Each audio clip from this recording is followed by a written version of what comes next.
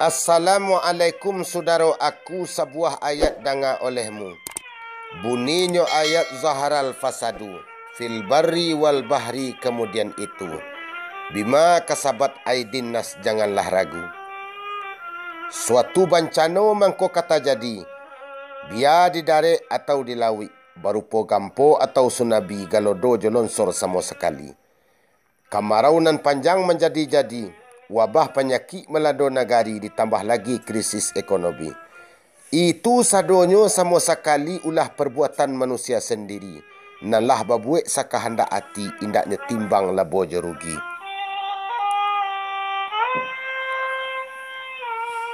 Ulah napasu lepeh kandak, indaknya timbang adek josara, indaknya pikirkan alam karusak. Urusan agama bila tasasak, kainyo sudu sadona lunak. Kadibau lalu urang nan banyak, urang nan awam kadiota lama.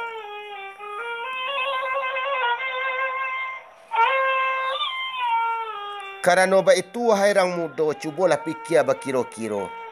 Dek kilau dunia usah tadayo. Dek elok kilek loyang nanti bo intan disangko kilek kaco. Dek kandak napasu alam binaso disiko kita mangko cilako.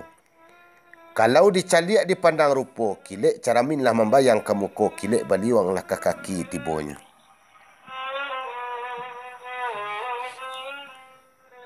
Sungguh ba itu bunyi pitua, andaklah kita sama waspada. Nanindak didanga, kinilah didanga. Musibah marato melanda dunia. Biar di Cina, biar di Korea. Biar di Brazil atau di Amerika. Biar di Jepang atau di Italia. Baik itu juga di Indonesia. Kok dulu tasabui wabah kolera, kini COVID-19 atau corona. Allah mawabah marajalela. Manonan kanai dek virus corona, bisa mati nalah sampai aja. Manonan baru dapat dek gejala, iyo dikurung atau dikarantina.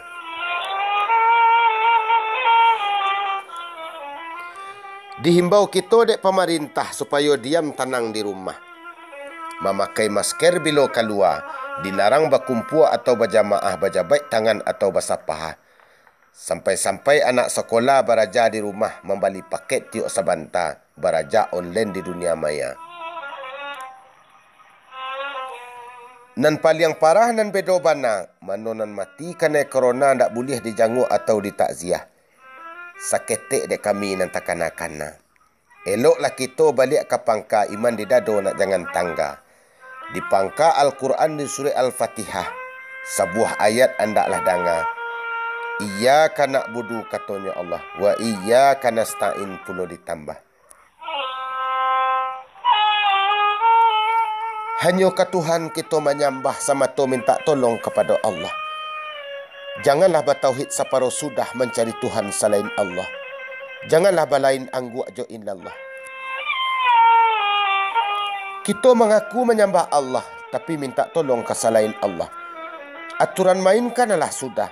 Ati'ullaha wa ati'ur rasulah wa ulil amri minkum, taranglah sudah. Taatlah kamu kepada Allah, kemudian kepada Rasulullah, sesudah itu kepada pemerintah. Kalau dipikir, dianalisa, disikolah basuh nampak pitua. Sakali ayah gadang, sakali tapian berubah. Akibat dari wabah corona, 3 golongan umat terpecah.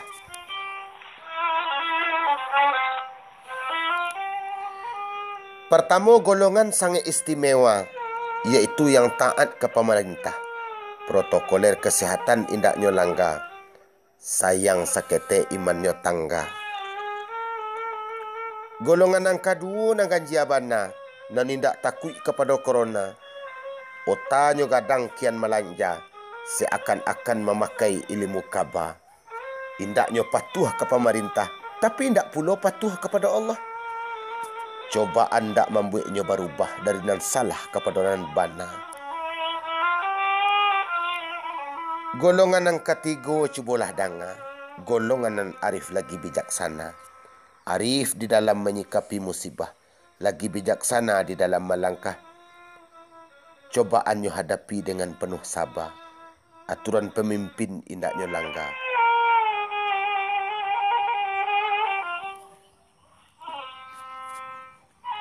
Tapi sebelum ditutup disudahi, seketek nanti irih-irih di hati. Nanti ga dijapui terserak ke dipilih. Tentang program nalah dijalani dalam mengatasi COVID-19. Mungkin perlu dievaluasi supaya lebih sinkronisasi. Nak jamado miskomunikasi. Baik tujuan ke masyarakat yang kritisi.